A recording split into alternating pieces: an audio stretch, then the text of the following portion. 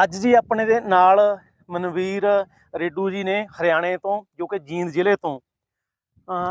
ਇਸ ਇਨਸਾਨ ਨੇ ਹਜ਼ਾਰਾਂ ਹੀ ਕਿਸਾਨਾਂ ਨੂੰ ਜੋ ਕਿ ਆਰਗੈਨਿਕ ਖੇਤੀ ਵੱਲ ਲਾਇਆ, ਤੇ ਅੱਜ ਅਸੀਂ ਇਹਨਾਂ ਦੇ ਵਿਚਾਰ ਸੁਣ ਰਹੇ ਸੀ ਤੇ ਬਹੁਤ ਵਧੀਆ ਲੱਗੇ ਸਾਨੂੰ।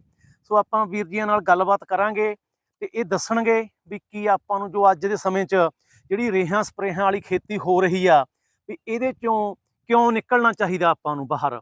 ਕਿਉਂਕਿ ਅੱਜ ਆਪਾਂ ਦੇਖ ਹੀ ਰਹੇ ਹਾਂ ਕਿ ਕਿੰਨੀ ਰੇਹ ਸਪਰੇਅ ਆ ਜਿਹੜੀ ਜੀ ਉਹ ਹੋ ਰਹੀ ਆ, ਮਤਲਬ ਫਸਲਾਂ ਦੇ ਉੱਪਰ। ਤੇ ਤੁਸੀਂ ਕਿਉਂ ਸੋਚਿਆ ਜੀ ਵੀ ਜਿਹੜਾ ਇੰਨੇ ਤੁਸੀਂ ਆर्गेनिक ਵੱਲ ਲੱਗੇ ਹੋਏ ਹੋ ਤੁਸੀਂ ਵੀ? जी, पहली बात तो मेरे सोचने की इसलिए है कि ज़रूरत के लिए खेती की जाती है। ज़रूरत है हमारे शरीर की, और जो शरीर में जो भोजन हम ले रहे हैं वही जहरीला ले लिया तो फिर हमारा शरीर ही स्वस्थ नहीं रहेगा, तो हमारा जीवन स्वस्थ नहीं है, तो फिर हमारे का कमाने का, खेती करने का लाभ ही क्या है।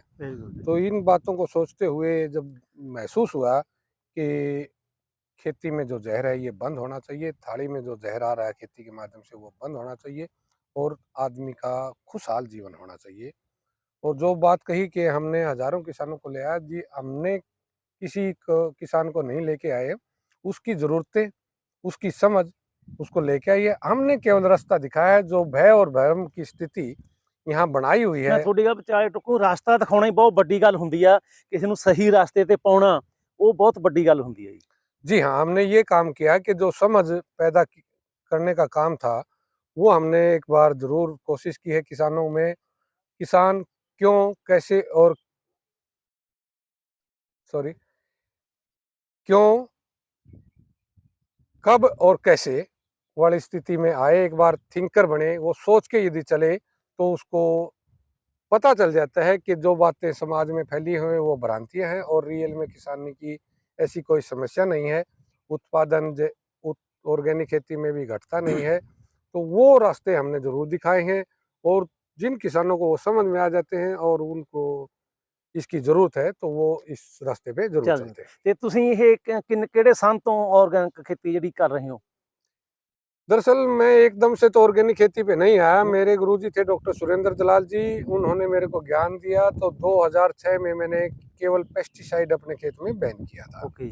जब पेस्टिसाइड के रिजल्ट मेरे पक्ष में आए, बंद करने के बाद मेरा उत्पादन बढ़ा, तो मेरे को लगा भी फंगीसाइड भी बंद कर देना चाहिए। तो फिर 2 साल के बाद में मैंने फंगीसाइड भी अपने खेत से बंद कर दिया।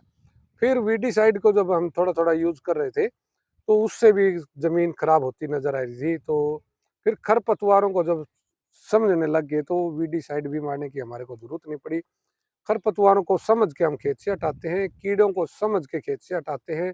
आज जो खुराक के नाम पे दुनिया में लूट मची हुई है उसकी खेत में ज़रूरत नहीं है। खेत में से ही और अपने पशुओं के माध्यम से ही उन खुराकों को पूरा कर लेते हैं। इस प्रकार से खेती आगे बढ़ रही है, और बगैर जहर की खेती बढ़ रही है, और हमारा स्वास्थ्य ਤੇ भी ਜਿਹੜੇ ठीक चल ਕਿਸਾਨ रहा है। ਹੋਰ ਕਿਸਾਨ ਇਹ ਬਿਨਾਂ ਜ਼ਹਿਰ ਰੇ ਸਪਰੇਅ ਤੋਂ ਖੇਤੀ ਕਰਨੀ ਚਾਹੁੰਦੇ ਨੇ ਤੇ ਤੁਹਾਡੇ ਕੋਲੋਂ ਕੋਈ ਜਾਣਕਾਰੀ ਲੈਣੀ ਚਾਹੁੰਦੇ ਨੇ, ਤਾਂ ਉਹ ਤੁਸੀਂ ਉਹਨਾਂ ਨੂੰ ਜਿਹੜੀ ਆ ਜੀ ਉਹ ਮਦਦ ਉਹਨਾਂ ਦੀ ਫਿਰ? हाँ जी, बिल्कुल हम मदद करेंगे। कि सबसे पहला काम है भय निकालना।